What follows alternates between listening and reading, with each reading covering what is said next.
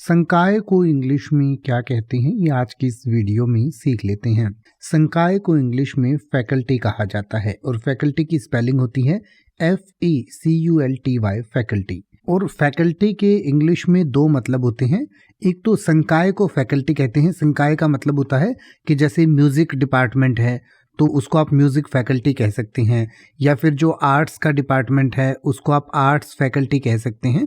तो कोई भी ऐसा डिपार्टमेंट होता है या कोई स्ट्रीम होती है तो उसको एक आप संकाय या फैकल्टी कह सकते हैं। जैसे आर्ट्स, कॉमर्स या जो साइंस है वो अलग अलग संकाय हैं, अलग अलग फैकल्टी हैं। इसी तरीके से संकाय फिर आर्ट्स में भी आप अलग अलग बांट सकते हैं। म्यूज़िक फैकल्टी आप कह सकते हैं या फाइन आर्ट्स फैकल्टी कह सकते हैं। तो एक तो ये फैकल्टी होता है संकाय।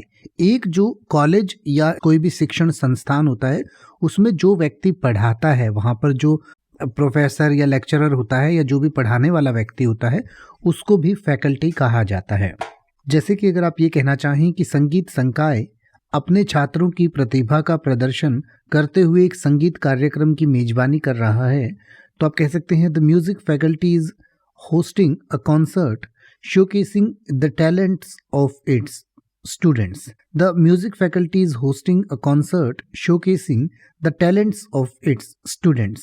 या अगर आप ये कहना चाहें कि विज्ञान संकाय ने छात्रों की भागीदारी को प्रोत्साहित करने के लिए एक कार्यशाला का आयोजन किया, तो आप कह सकते हैं the science faculty organized a workshop to encourage student participation.